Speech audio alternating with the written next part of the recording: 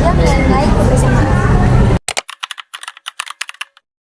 Cara basajan ngaruat teh hartina ngabersihan diri nolak bala jeung nyuhunkeun kasalamatan. Tradisi ieu dilakukan ku masyarakat Sunda minangka tanda rasa syukur ka Gusti Nu Maha Kawasa.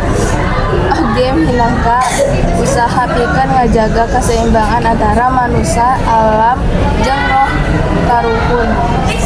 Dina kepercayaan zaman baheula, lamun aya musibah, gagal panen, atawa kasakit, eta teh sok dianggap tanda yen keseimbangan alam geus kaganggu.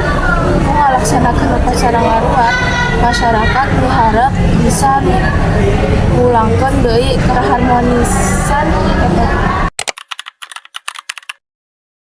Dina zaman dahsyat, masyarakat Sunda bisa jangan saranina ngaruakeun tanah, cai jeung hawa pikeun ngahasilkeun kadar-kadar sepoe.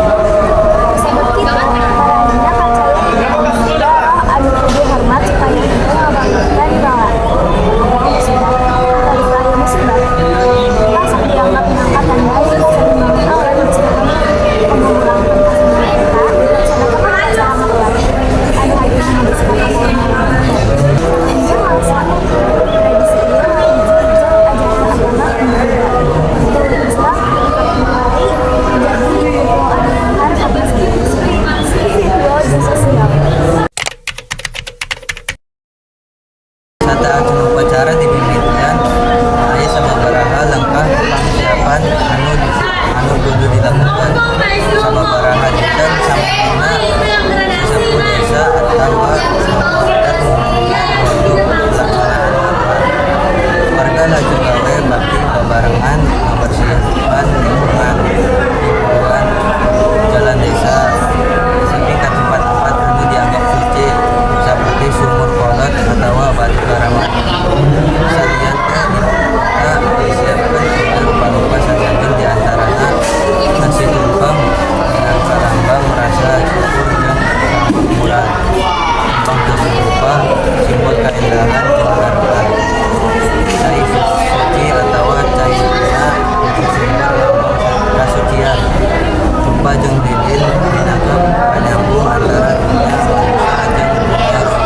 Nasi tumpeng seperti tumpah, sabun, dan surya minangka simbol rezeki jeung wisata. Kabeh sasajeun disebut rapi dina tanpa atawa darintang hasil dipasrahkeun di tempat anu dianggap suci seperti balai desa atawa tempat sumber cai. Acara ngaruat biasanya di tiap isuk-isuk dipimpin ku tokoh adat atawa pamangku anu disebut rukun ruwatan.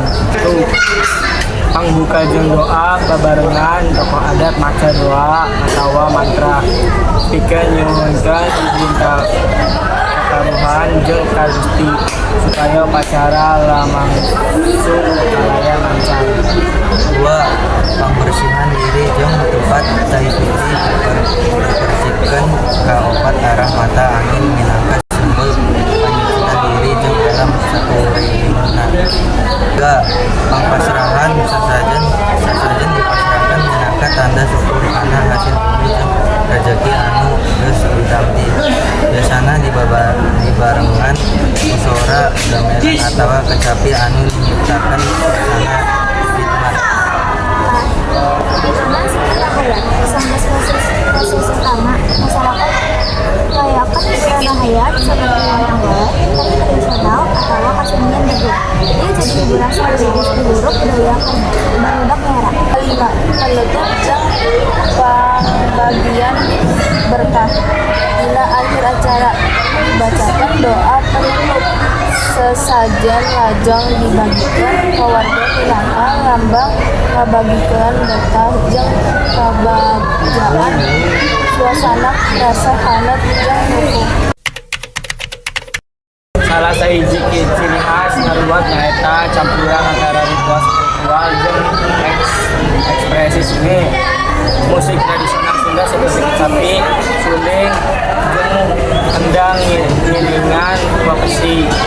Tarian anu dipintonkeun mindeng nggambarkan cerita perjuangan karuhan atau asal usul desa. Di tradisi ngaruah, kurang biasa nyokot sahur di muruk kehidupan. Kayak spiritual mengingatkan manusia supaya sok emut, syukur jeung pasrah ka Gusti. Nilai sosial menguatkan gotong royong jeung rasa deduluran. Nilai ekologis ngedorong orang pikeun melihara alam. Nilai budaya ngajaga warisan kaluhur sangkan teu leungit ka bawah zaman. Ngaruah lain rongkong ada tapi rongkong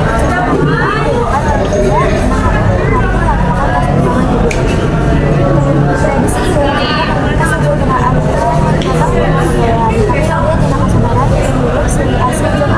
Salaku generasi ngora tugas urang sanes ngaukur mikawano tapi oge ngajaga jeung ngalaraskeun tradisi luhur ieu sabab dina unggal ritual aya nilai moral spiritual jeung sosial anu ngajadikeun budaya Indonesia berkapna.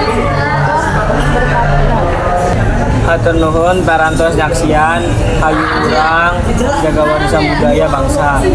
Sangkan tetap hirup jeung inspirasi generasi nu bakal datang.